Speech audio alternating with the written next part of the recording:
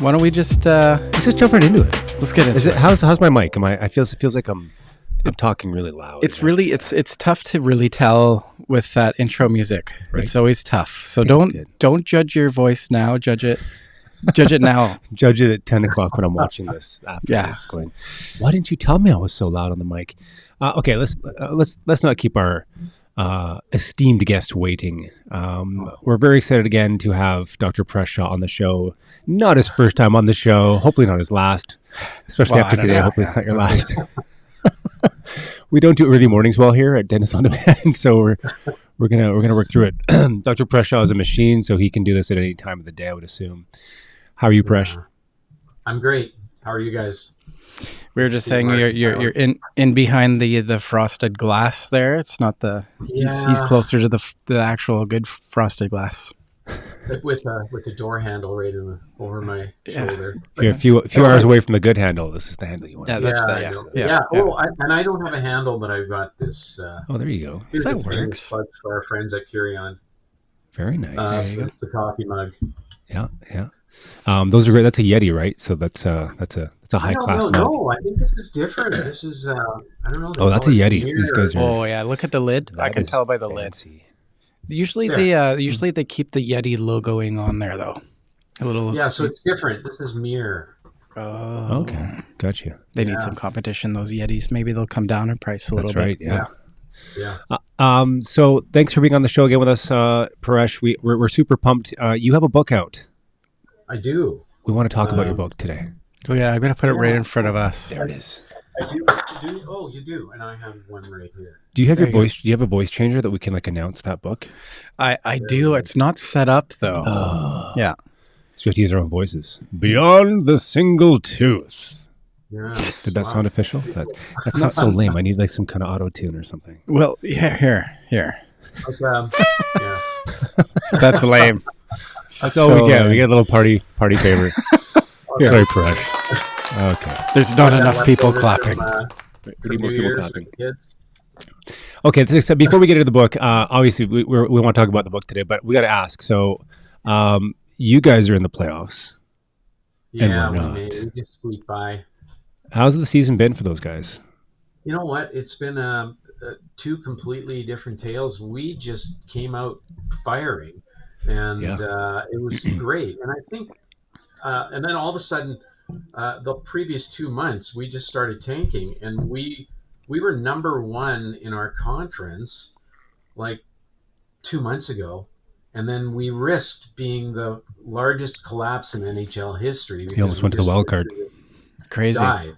We just barely made it in, but I don't know. Okay, I'm done hearing about the Jets now. Thanks. Well, Paresh, the Canucks. I'm just kidding, Paresh. The Canucks couldn't even tank right this year. They couldn't get the tank right either. Yeah, let's rally at the end where it absolutely doesn't matter. Well, I mean, come on. You're the coach. I've coached hockey for years and years, and I feel for the coach, right? Everyone's like, oh, you got to tank it, you got to throw the season, yada yada yada. But it's their job. He's hired to win, right? You can't put it on a coach to tank the season. His job is to rebuild and get them into a winning way. And absolutely. For people to say tank the season, and Bedard is obviously a big sort of prize that everyone's looking at, and it's I feel for Talkie because he comes into it and people are like, well, tank the season. It's no, man, I gotta rebuild and get these guys winning. That's I guess when job. It comes to the dressing room, that's a slippery slope to have that losing culture.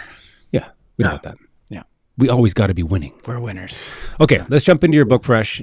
So if we can put that back up on the screen there, that'll be fantastic. Don't tell me what to do. Okay, on your own time. So let's talk a little bit about this. Beyond single tooth dentistry. Right. There it is. It's on. Oh, there. Now it's over your face. Yeah. Spit it right over his face. Like we said, It's early for us. Okay, so tell us about the book. What was your inspiration to write this book, Paresh? Well, man, you know what? I didn't have any necessarily.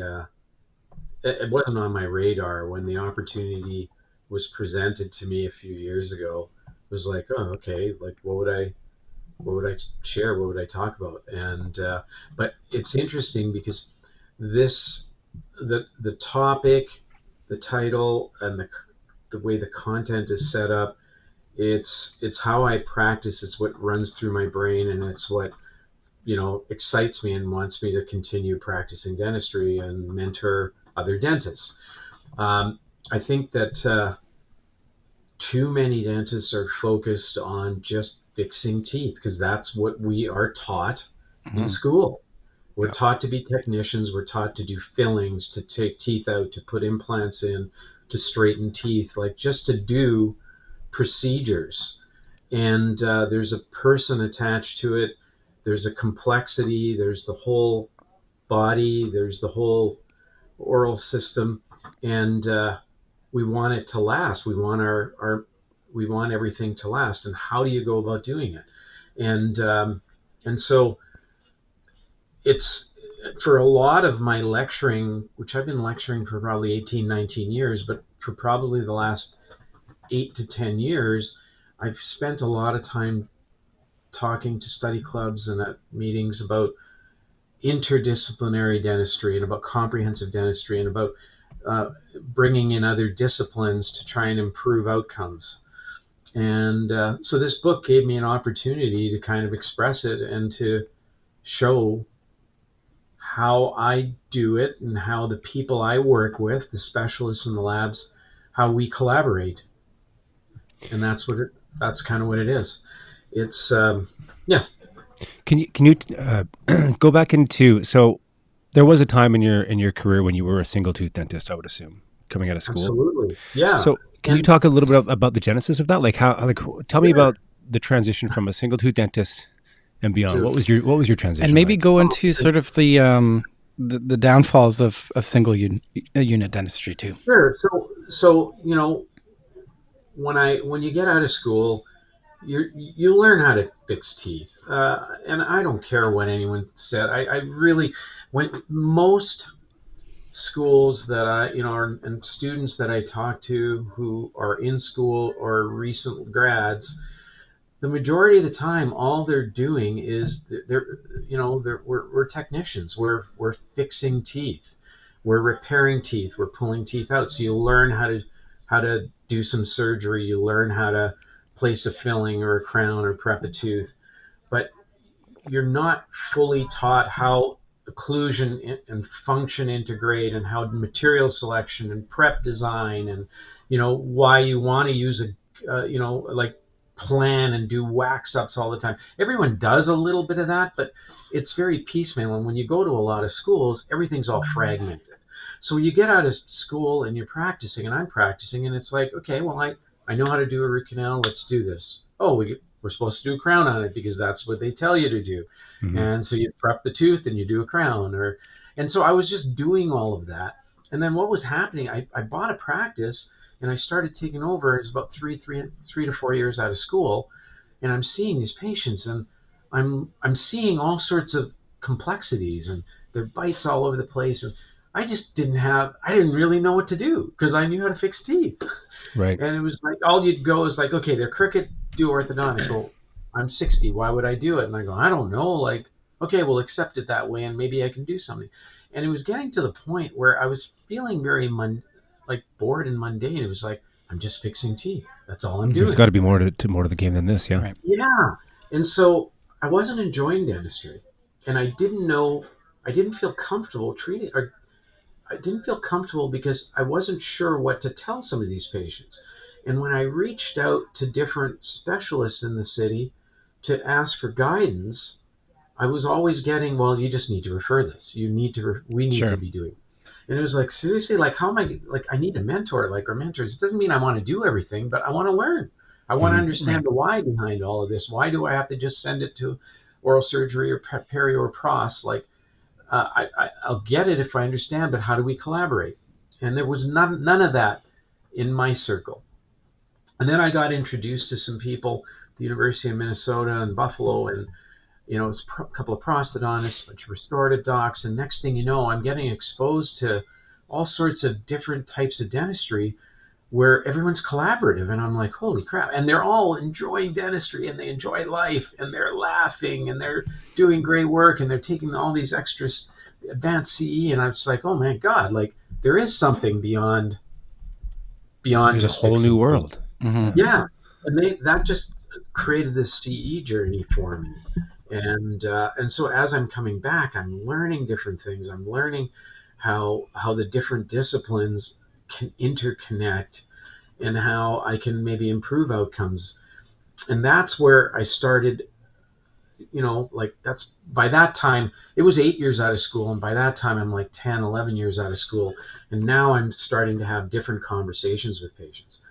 And that's kind of how that evolved. And then as I started getting more involved with lecturing and with the Seattle Study Club, which is an interdisciplinary kind of network of dentists and education, that's where I really started, ramping up, because all of a sudden, I'm interacting. I'm not only lecturing to, but I'm being lectured and doing treatment planning with not just restorative docs, but ortho, endo, perio, like all the different disciplines, oral surgery, and so all of a sudden your mind is being stretched, looking at different perspectives.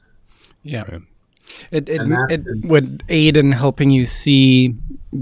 I think a single use unit dentistry, you're only looking at a small fraction of what might be the underlying issues. So with Correct. All the with this mindset, with all the disciplines, your broad perspective will help you handle function first and handle that foundation first, and then build to a new healthy occlusion. Right. Well, yeah, a healthy, like the whole system. So, I always have this conversation with friends, colleagues, doctors. I feel a lot of our medical system, at least here in Manitoba, is a little more reactionary. Sure, as opposed 100%. to being proactive. Yeah. Same here. And I find that very frustrating, because all of a sudden, well, no, you're okay. Like, your blockage is only at 60%, and for your age, we don't really need to do anything. Well, meanwhile, gets to 80% and you end up in the hospital with a heart attack, and then it's like, okay, let's do that bypass when we could have done something before. We got a real case on our hands. Yeah, it's the same thing. Like when why are we watching wear? Why are we watching fillings break down, or people having some problems, just sticking a night guard in, but not really understanding the underlying cause, rather than just giving them a Band-Aid. And so a lot of this is related to, okay, well, let's ask why. Like, why? It's exactly what you brought up, Mark. Like, why is the system not working? When I say the system, the whole system, like function, aesthetics, speech, wear, everything. Like, why is it not working? Are the teeth out of alignment? Is there something periodontally that's not stable? Are there iatrogenic things, that bad habits that people have? Was it because some teeth were pulled out and they were never replaced, and everything's drifted, and now we got a problem? So just taking a pause and looking at the whole system and going, well, why did we get here? How do we stabilize it? And how do we, if we can't go backwards, what can we do now to get it stable, get it comfortable, and then give you the function and the aesthetics that you're looking for, so that it's going to last? Because if something is worn out, and I just go, okay, well, we were told we put a crown in that area, it's going to be stronger, and you stick it in that system that doesn't work, well, we know from studies that eventually it'll fail, or something else is going to break. The other tooth might break or something, right? Or do we want to correct that and improve that? Now, whether a patient wants to go through that path or not, that's another story. But I do believe it's an obligation that we have to address it, explain it to the patient, and let them make an informed choice if they want to do a Band-Aid approach or a more comprehensive approach. I think reactive intervention could also make things worse. Like in terms of throwing a night guard in, having that skating rink in the mouth at night, and you got an issue with airway that's closing up, that might make it more complicated for somebody. Yeah, no, absolutely. Whatever, all of those things. So, part of what has, really inspired and motivated me was to be like, look, I want the patients to understand that we're not just fixing teeth. Like, don't get me wrong. I'd say, if you ask me, like, what percentage of my practice is doing just everyday, daily dentistry, fixing teeth, restoring teeth. It's a large chunk. It's at least 70, 75%. Right. Still do lots of fillings and other things and single crowns. But when I see a patient, when I talk to a patient, I am always looking at all the systems and I'm addressing it. I'm bringing awareness of like, listen, you've got some wear, you've got some problems here, you got some, and there may be a bigger issue. And we might want to consider a periodontal consult. We might want to consider an orthodontic consult or an endodontic consult. Now, whether they want to or not, that's another story. But I'm bringing up all of those things.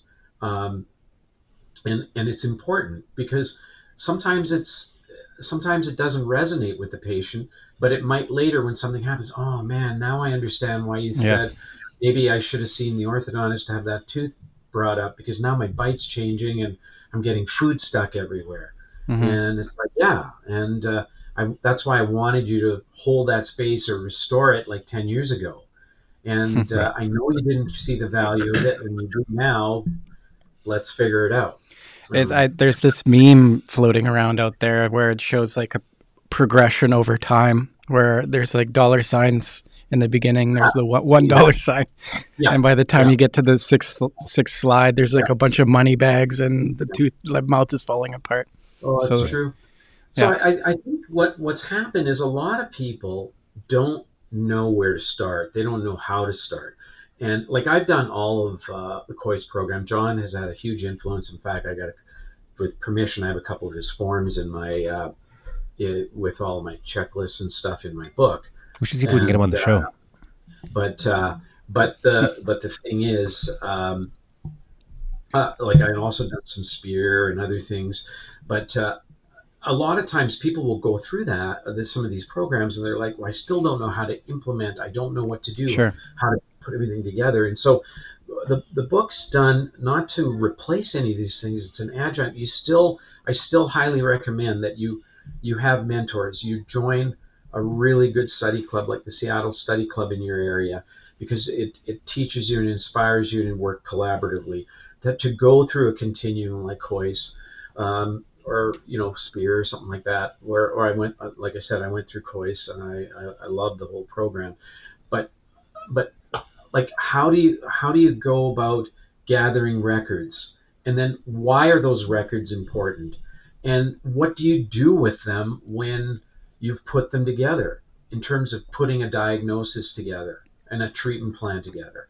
And that's what I've done in the book is I've put in what the records are, why you might want to use them. And some people might have different ones, but it's pretty comprehensive and it's pretty simple to put it together. And then how do you kind of formulate like my thought process of how I put together a treatment plan, looking at perio, looking at aesthetics, looking at function, looking at medical history, looking at TMJ, and not teaching all of those things, but being aware of it. And then when you have this initial treatment plan and initial diagnosis, how do you collaborate?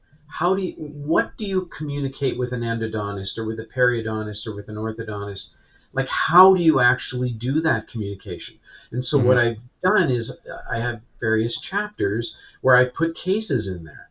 And I've had cases with the orthodontist, and I said, okay, well, this is how we ended up treating it. This is how I communicated with the orthodontist. This is what the orthodontist communicated back. And this is how we went and treated the case. Now, you two may treat it slightly different. That's okay, as long as we get the diagnosis the same. But it gives tangible examples, clinical examples of how to communicate. What do I need to ask the orthodontist to be able to put the tooth and the occlusion in a particular way that I can minimally or no prep a tooth. Right. That's to that much detail. And and having the orthodontist being engaged to the point is like, look, I want to understand what you're going to do restoratively. If I can make your life and the patient's life easier, and maybe you don't have to prep the teeth, I'll do it for you. Now, not all specialists will do that, and not all GPs will take the time to do that. Right. But that's the detail. Even with the endodontist, how do I communicate? how do I talk to them and say, look, what do you need from me besides just do the root canal? Well, hey, I need to know that, are you going to be able to restore the tooth? What are you going to put on the tooth? Is it restorable at all? Don't just send it to me. I can do a root canal on anything. Mm-hmm. But if you can't fix it, what's the point of wasting the patient's time and money? Yeah. So, like, how do you communicate? How do you go back and forth? Why is it important? And all of those things, it just makes for a better patient care. And I just have so much fun with my specialist because we collaborate on such a high level, and it's easy for us now. Yeah, and you have all the technology to communicate on every level, right? So with scanners and mills, CBCTs. And printers. Yeah. I just think I think about it like this: like to put the space shuttle on the moon, you need the rocket scientists, you need the aeronautics guy, you need all of these people, and getting the space shuttle to the moon is the patient outcome. Right. Having all the disciplines influence patient outcome, moving teeth around, that's orthodontics. Like having all of those minds working together, that's the way it should be. Do you use like a centralized software that, like, if you bring a DICOM file in and you can bring an STL file in, do you sort of have like a hub that you can send files out from? I do. DTX, that's what I'm using. DTX. Okay. And so for me, and there's other ones that are out there, right? Mm-hmm. But I use DTX Studio, and it's been great because what happens is we're capturing all our data there, and then it's secure. Like all of it, we can send all our data encrypted and securely. And you can even anonymize the patient's name. So if I want to send CBCT, if I want to send STL files, X-rays, if I want to send a document as well, I can do that. Right. And I've heard really good things about DTX. Send it through an email, and the other person on the other end, if they have DTX, they can open it up in their studio. Mm-hmm. If they don't have it, like Tim, my orthodontist, he's got Dolphin and all that, but he can download the CBCT and other stuff, and then open it up in his software. Right. So, yeah. So you really don't have any. There's no roadblocks when it comes to digital communication of files. You're pretty much open source. So much easier. I would say if 5 years ago it was still a challenge trying to do that, and how do you get a viewer, and do you have a viewer? Can you open it up? It's just most of the companies now. If you send a CBCT, let's say, I'm just saying that because it's probably more complex than all the others. Mm-hmm. STL files are easy, right? But if you send with a CBCT, now, as long as you've got a viewer on the other end of some sort, and a lot of people do now, right? You can open it, import it in there, and you may not be able to manipulate it as well as from the software that generated it, but it's enough to be able to see. Paresh, from a diagnostic standpoint, what tech are you implementing in your practice? Like like tech scan or like CBCT? Like I would imagine as you take patient in. Go ahead. Sorry, I interrupted. Yeah, I just think like with this philosophy, diagnostic would be pretty huge. Like that starts the communication. Right. Everything except the tech scan. I've used it. I think it's great.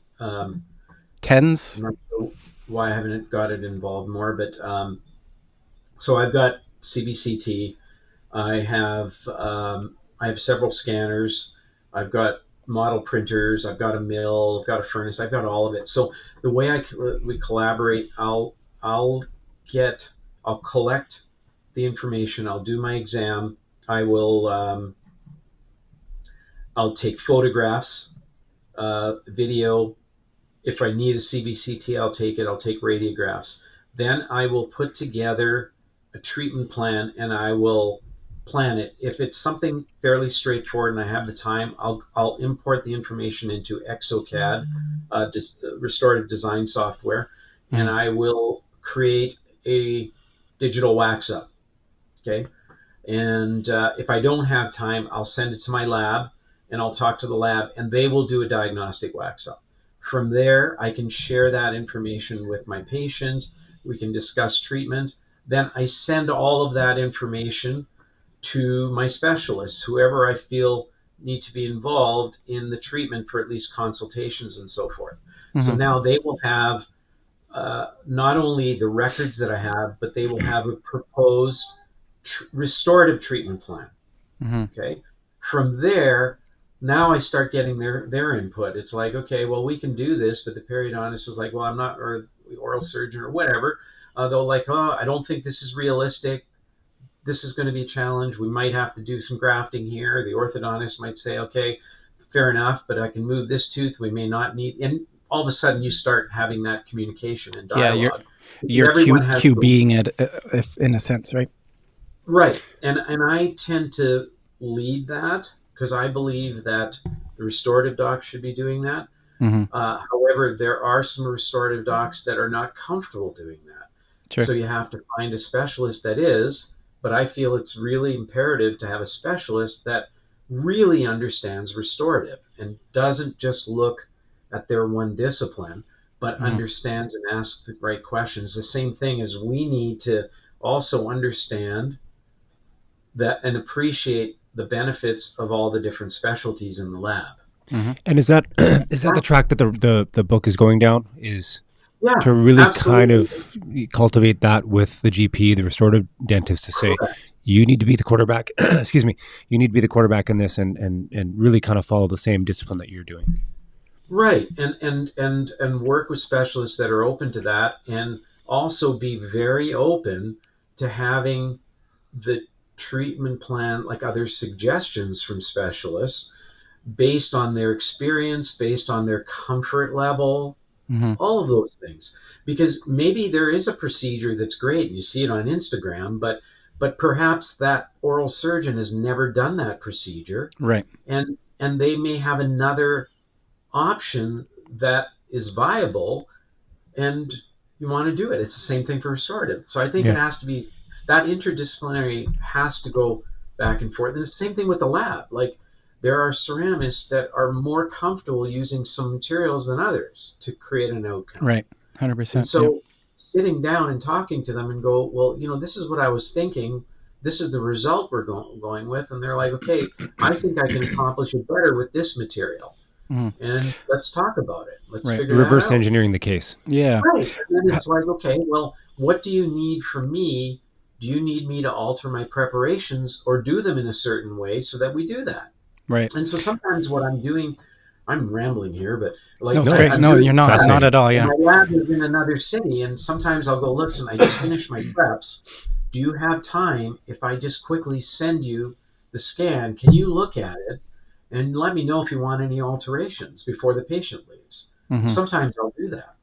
And the communication now is instantaneous. It's pretty awesome to look at a STL, like a second after you've taken the scan.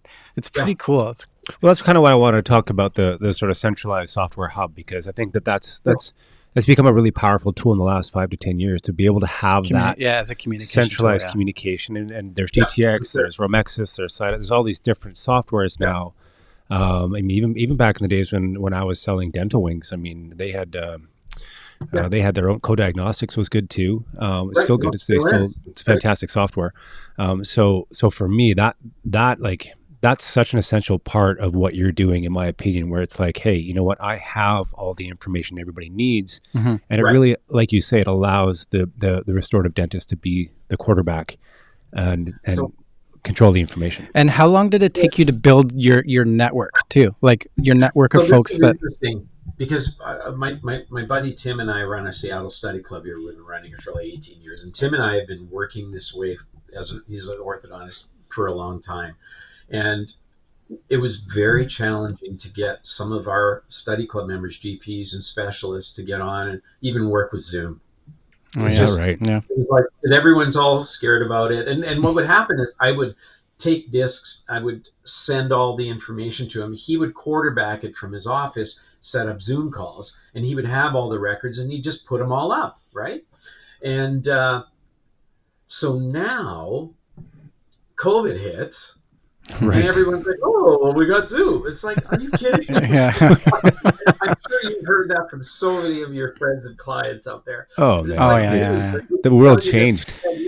Well, we're all And so- reactive, right? And it See, forced that's us. funny. Now It they're forced like, us. oh, well, 'Cause we you- got Zoom. No, we've had Zoom tell you for like 5 Yeah. years, but you Yeah. want to use it. Yeah. Now So, everybody's forced into listening to you, right?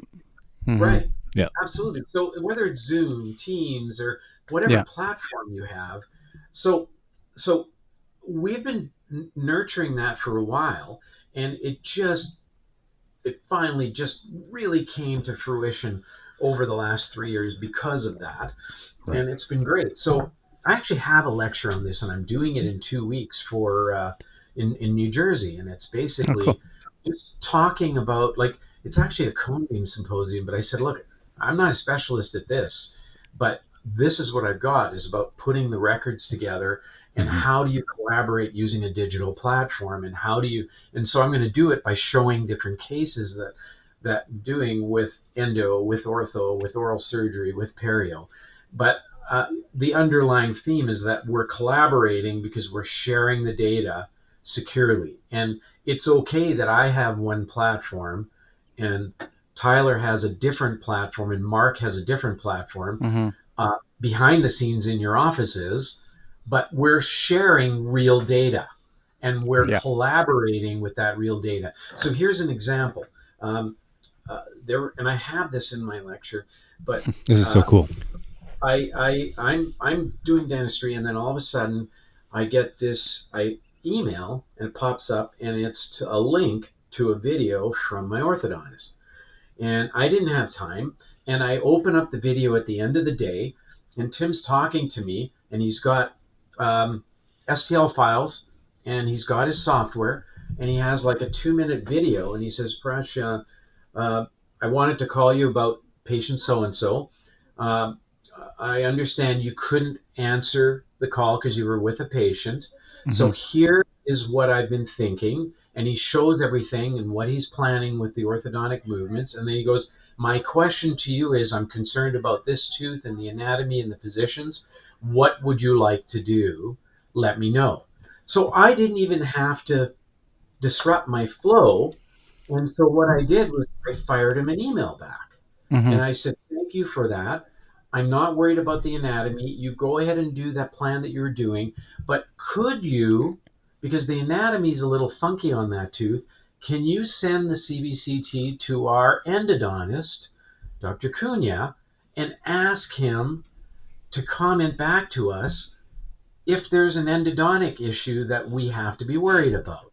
So all of a sudden, a day later, we get this reply, and it's like, no, I've looked at it. I looked at the CBCT. No endodontic concerns. Go ahead with your ortho and your restorative. Awesome. Like, talk about speeding up the process. We didn't have to leave our patients. We had real-time data. We were communicating about restorative, about ortho, about endo.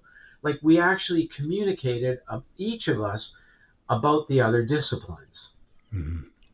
What are you using for that? There's a great software called Loom where you can do like is that where you're using? I've used that. No, so I don't know what Tim uses for his video. Again, it's a secure one. He's got something in there. I don't know. It could be Loom. When he sent that, I did not. So it just came as a video link. No other data in there. Right. So when I sent that reply back, I just replied back at an email, but I didn't put any data in there. Sure. I didn't put an X-ray. I just did that. So if the viewers are wondering, it's you can essentially do a screenshot with a video and describe things live as you're going through it. It's a great communications tool. But 100%. There's a secure one. Paresh, I just want to go back to the workflow you described. So how would that workflow look 10 years ago? Yeah. And how long would it take? How much has that changed? Yeah. Like, does our audience even know what a floppy disk is? Honestly, what it would do is we didn't even have those jump drives that would be large enough. So we would burn a disk and we'd courier or drive over a CT scan. We didn't even have CT scans. So back in Winnipeg, we didn't have CT scans like 10, 12 years ago. So we'd have X-rays. We got dial-up going here, Paresh. Sorry. Oh, okay. That's our dial-up reference. I'm just throwing you right off. Yeah, it's our dial-up sound effect. It was the old school internet dial-up. Yeah. What's happening? Do you remember getting on the internet back in 1994? Yes. There you go. That's the sound. Can I say that? Didn't CDSBI just quit on dial-up only a few years ago? It was like everyone had dial-up 5 years ago. It was crazy. Yeah. Or CDA.net, sorry. No, so how would we communicate? Everything would be, you'd have to copy a panoramic, you have to copy this, you'd have to have casts, and you'd have diagnostic wax-ups, and you'd have to take the articulator over, or bring the specialists over, or you would, I don't know, I mean, those are or we just guessed, we just winged it. We would write everything, we would wing it, and each person would just do their own thing. But and you would take, it's a process of like, a couple of days or even a week of trying to communicate this case down to minutes, right? Instantly almost. And the convenience of your home. So I had, it was during COVID in 2020, and then in the summer I had my knee replaced. And so I was home for a month, and we had a case that we needed to discuss. So I had my foot raised up. I'm sitting in, our kitchen area, and the orthodontist, like Tim, sets up a call. And he says, hey, we got to discuss this case because we're right in the middle and going to end up having orthodontic surgery. I'm like, okay. And so all of a sudden we pop up on the screen. He's got all the records, and we had our oral surgeon there. We had our endodontist and him and I. And then they all had questions for me. What is your restorative plan? What are you going to do after? And I'm like, okay, these are the things.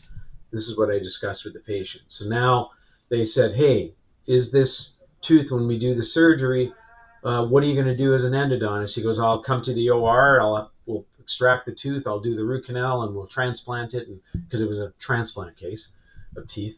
And the surgeon's like, okay, no problem, we'll do this. I mean, how cool was that? It's amazing. I was sipping a coffee, and I was just sitting with my leg up, and and everyone else was home. You're treatment planning the case, yeah. But the cool part of it, just to your point, Tyler, is we had the real data. Mm-hmm. We weren't guessing. Yeah. I wasn't looking at we weren't looking at screenshots. We had the CT scan, we had the digital models, and we had the photographs. Yeah, in real time. Right. What a time to be alive for technology, I tell you. And that's cool. Kind of why I wanted to touch on that, because we were diving into sort of how you went from single tooth to obviously multi-disciplinary and really sort of spreading your wings. And then, here we are, 20 years later, and now technology walks through the door and goes, hey, all that stuff you're trying to do, let me now, like technology is finally caught up with it seems like technology is finally caught up with what you want to do. I think we're catching up to it. I think we're catching up to technology. I disagree. I think technology is finally caught up with what someone like Dr. Shaw is trying to do. Fair. Like, I wanted to do, however, I think it's been around. Yes. Right. Okay. That's the point I was trying to make. I think we've been slow to adopt it. Got it. Yes. If you look at medicine, they've been doing this stuff for a long time. I remember visiting a friend of mine in Southern California, in San Diego, like almost 20 years ago, and his brother-in-law is a medical radiologist, and we're at their house, and he's got this big computer set up, and he's got his residents at the hospital, and he's having his residents like sending him like MRIs and CT scans, and he's looking at it, and he's talking to the residents. Yeah, I see this, I see that, and it's like, man, why aren't we doing this in dentistry? Right. Like, this is ridiculous. So I think the technology was always there. I think it's only been the last 5 to 8 years where everything's become open architecture, and I think that's kind of the biggest difference, right? And that's where I think we're sort of having that. Correct in that. Yeah. Yes. And I think in terms of a technology standpoint or a communication standpoint too, I think that if COVID gave us a gift, it was to enhance our communication more virtually. Mm-hmm.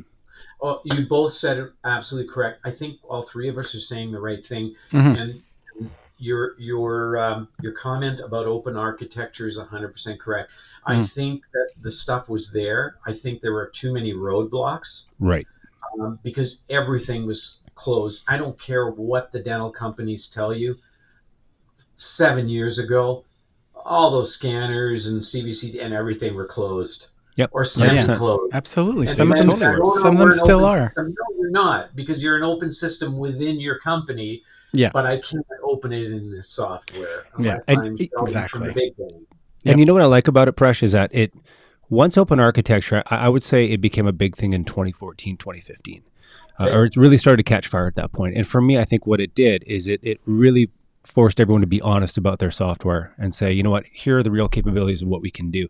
It was great. And I think it really sort of made dentistry better from a technology perspective to say, yeah, you know what, everything does need to go open architecture. And, you know, for real, now we can't really hide in the shadows, right? And I'm not saying any company was doing that. I'm just saying that, you know, they're like, for example, I'm not going to name any names, but there might be like a CAD CAM system that's really good at scanning, but it might not be good at milling, or it might be really good at milling, or not quite as good at scanning. But so when it's a closed system, it's like, well, yeah, it's got its pros and cons. It's good at this. It's not that good at that.